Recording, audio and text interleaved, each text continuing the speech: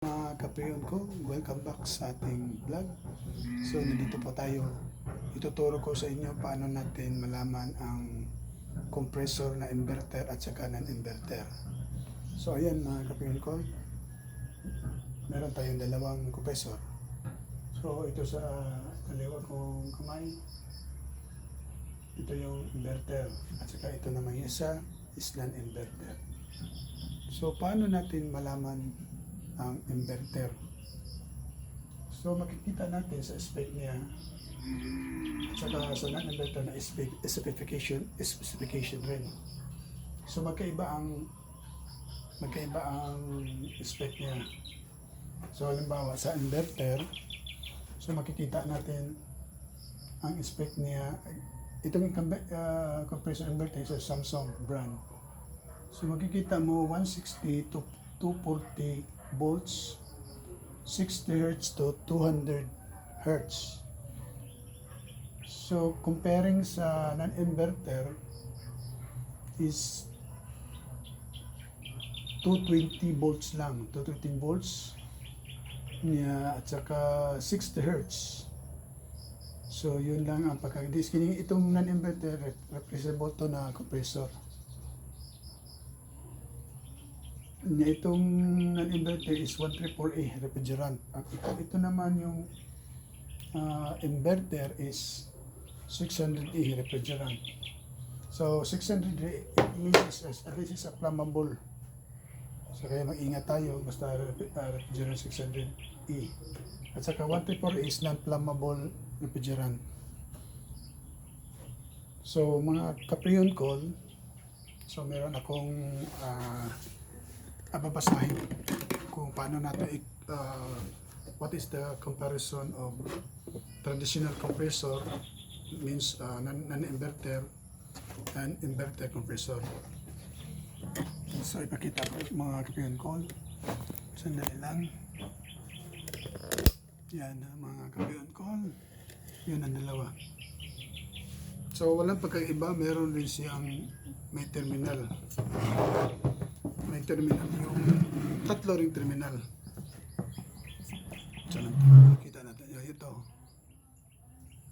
So yan ang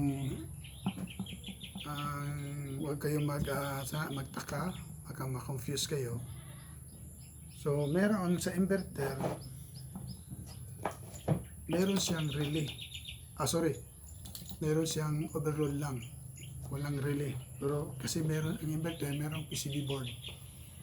Hindi pwede itong i-direct o gagamitin sa yung unit mga picture gamitin mo sa non-inverter. Hindi pwede ang inverter gamitin sa non-inverter. Ang non-inverter hindi pwede rin gamitin sa inverter na compressor. Kasi yung inverter compressor is AC-DC. So kailangan mayroon siyang PCB board. At ito yung non-inverter, wala siyang tawag natin PCB board. Ito lang ang ano niya, relay at saka overload lang. So dalawang wire lang, puntang sa Discord. At saka yung inverter naman, so meron siyang overload at may connector UVW. So ang non-inverter CSR o common starting running. So yun ang pagkakaiba. So babasahin ko yung comparison niya na non-inverter to inverter. So non-inverter compressor, nakita mo na yung mukha ko para mas parang putol ang ulo. Non-inverter compressor, this compressor operate at a fixed speed, either on or off, leading to temperature fluctuation and higher energy consumption.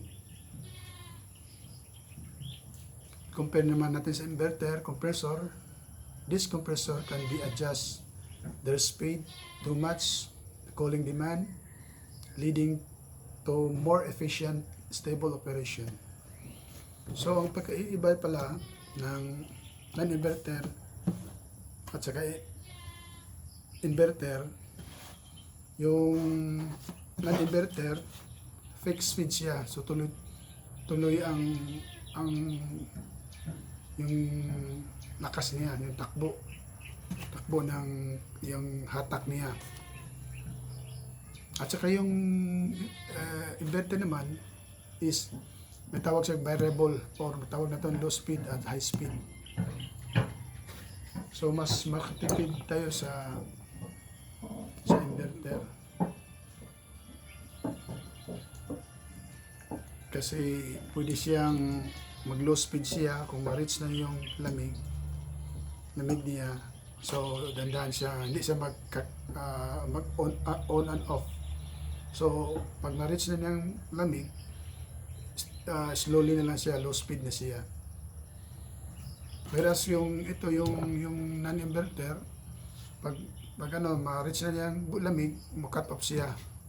So pag tawag nila pag andar naman, umanda siya. So di ba pag andar yung compressor, mataas yung yung hatak sa kuryente.